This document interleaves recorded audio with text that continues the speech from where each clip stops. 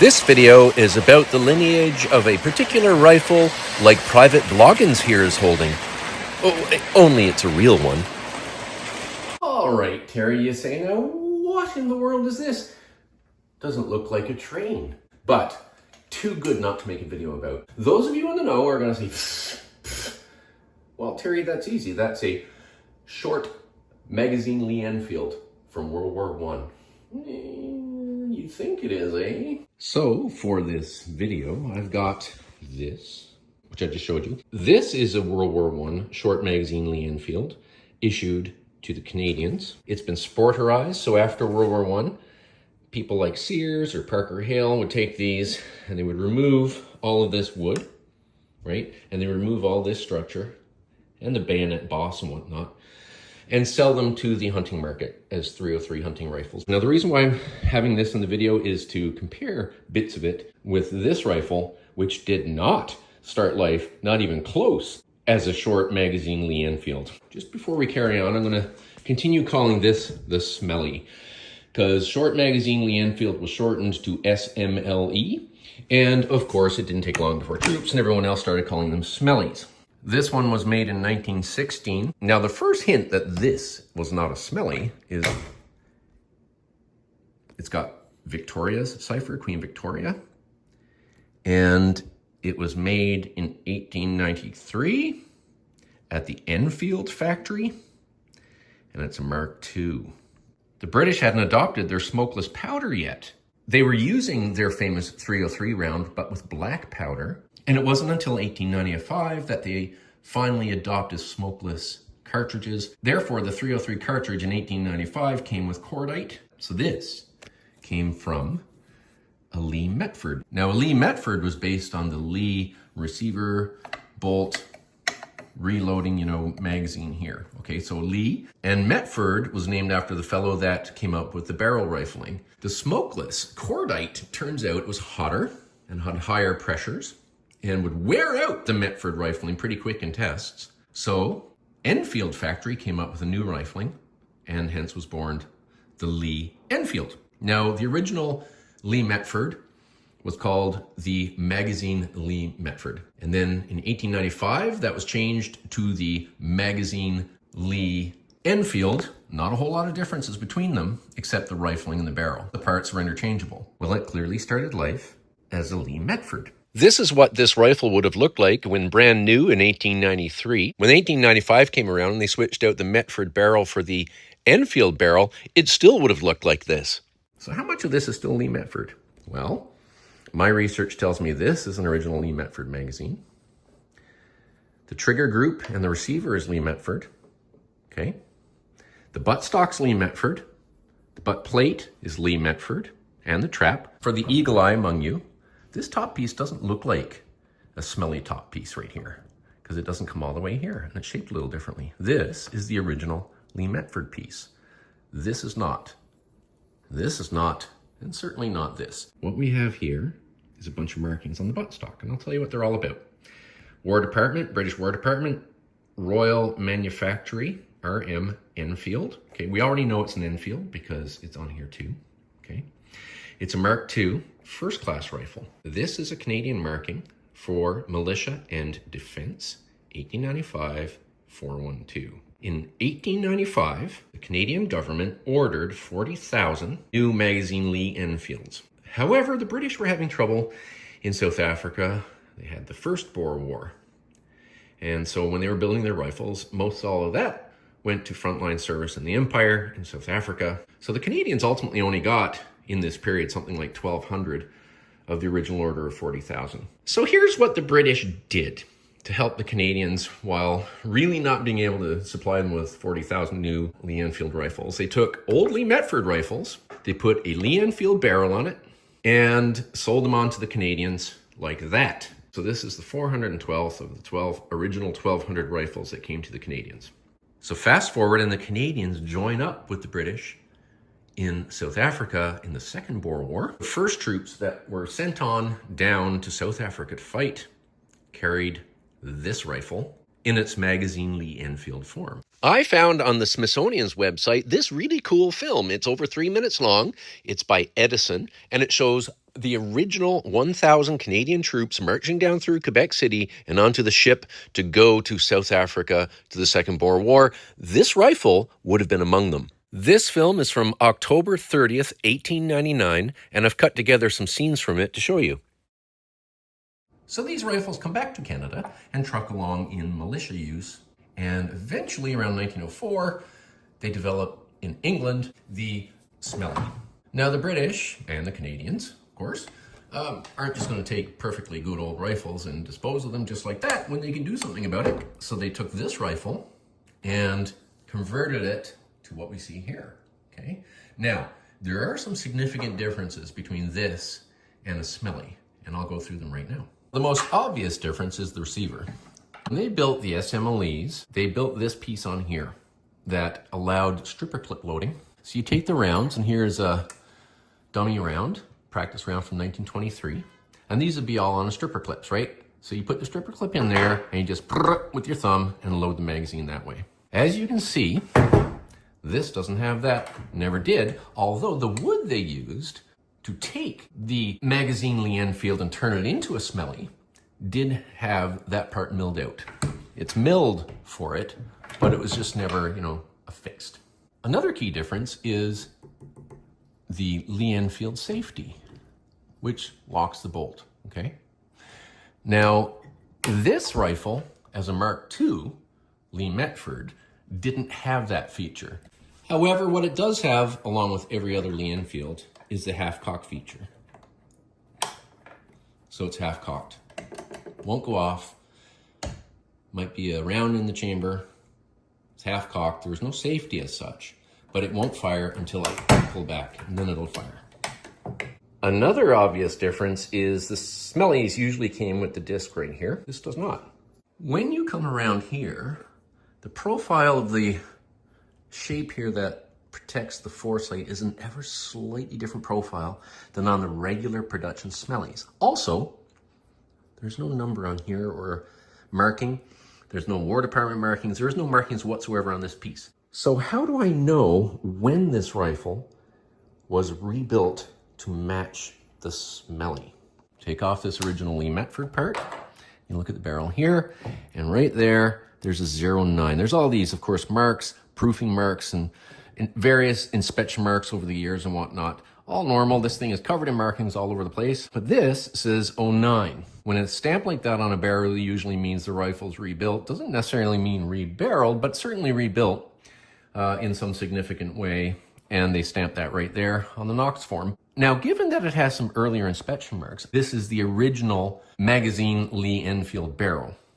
All they've done is made the barrel shorter to fit, the Smle design. This rifle was turned into a Smle in 1909. There were several reasons why they wanted to upgrade and develop the magazine Lee Enfield. Of course, we've already talked about stripper clip loading, which was very, very handy. But another was the introduction in 1907 of the 1907 pattern bayonet. Voila! This rifle also has the early SMLE sight. It's very nice. You elevate it here for elevation, but there's also windage adjustment. Essentially, that's useless now, and here's why.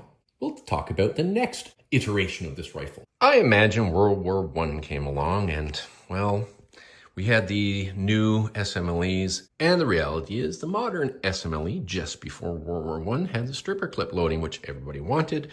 Handy, fast in battle conditions.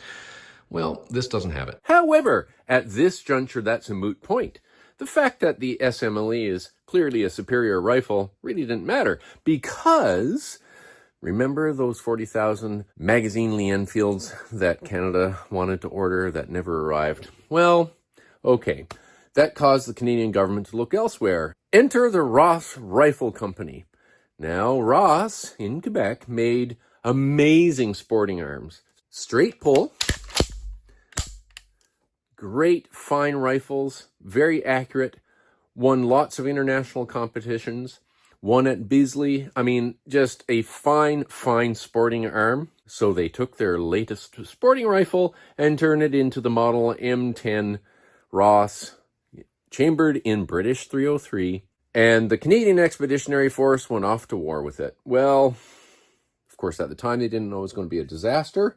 It was useless. I mean, it was such a fine mechanism. Everything was so fine about it that it turned out being completely useless in the muck and the dirt of the trench warfare. And things would jam up.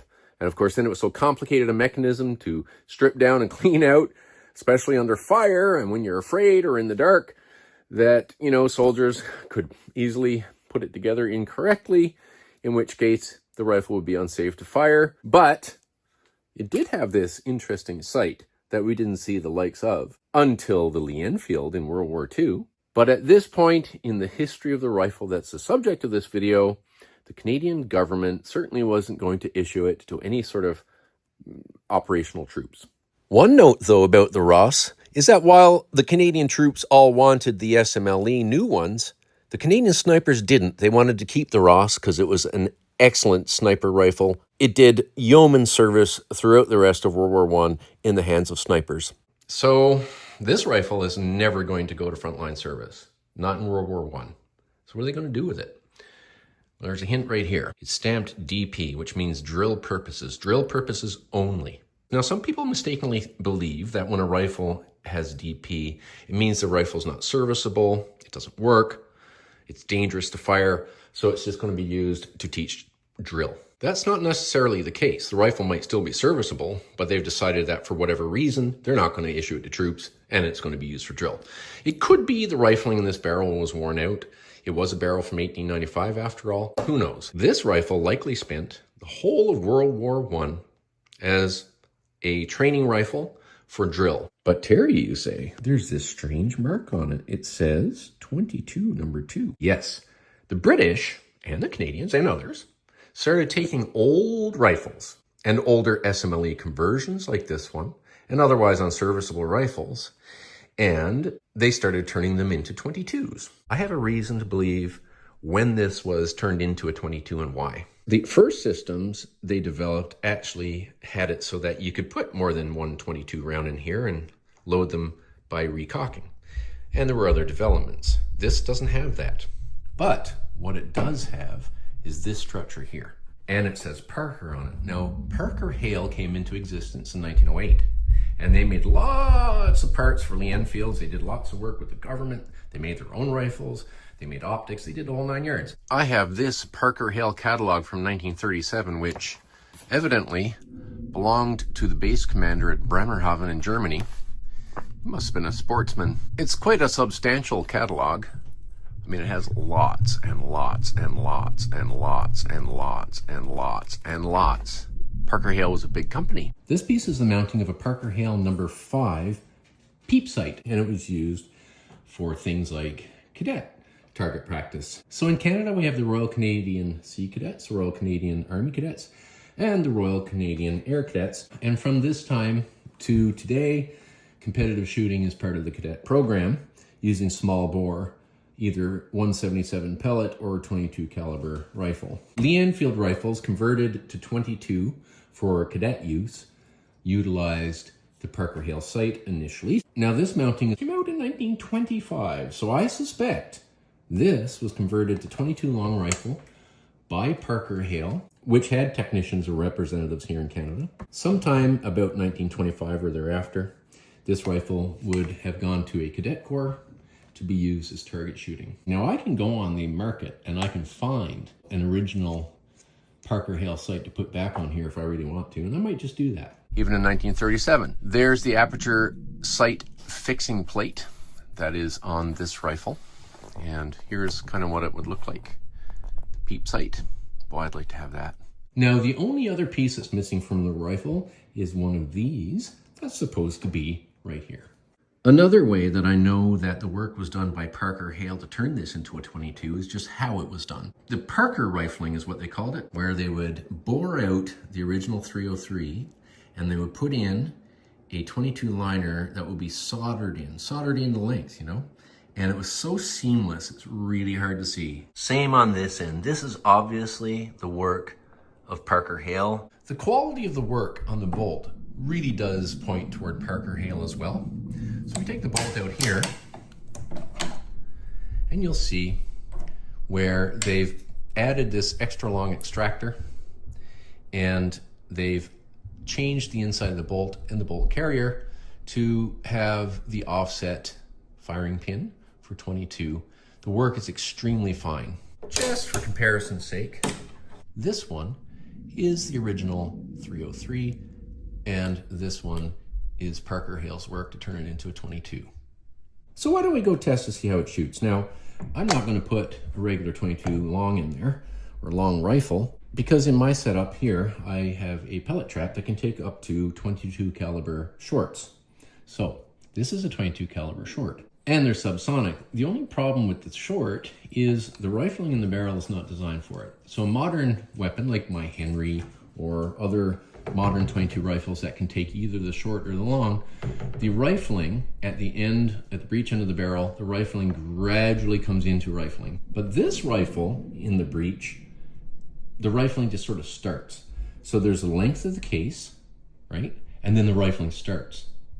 So the problem with that is, if I put the short in there like this, the short's got about this much room before the bullet, the lead bullet, engages the rifling. And you're going to shear off a little bit of each lead bullet as it expands into the rifling. This is a subsonic one as well. Now this one's called a quiet. Both of these have the same power, but this has the case that will go up against the end of the rifling. And so we're going to try these out. I'm just going to take a moment to tell you that what you can't get and what you can't sense in this video is the generations of people that have smeared linseed oil into the wood here.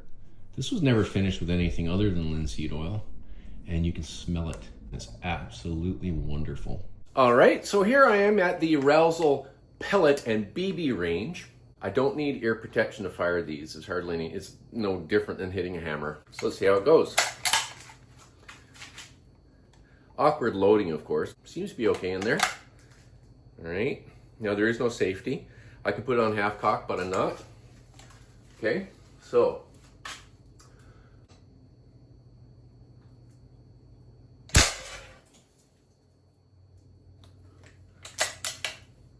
It did drop down in there.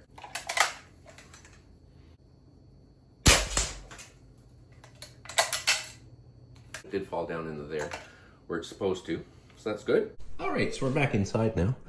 And, I would normally not do it this way. I just want to show you. There they are. They all fell into here as they're supposed to. See, what Parker Hale did was just simply remove the spring and the follower and design the bolt and the extractor so that the spent 22 cases would just fall down into the now empty former 303 magazine. So to recap, when I first saw this rifle for sale, I thought, an Smle, I want one of those, fully stocked. Really would love that. But what I got was something far more interesting. This one has a storied past and a storied history, and I absolutely love it.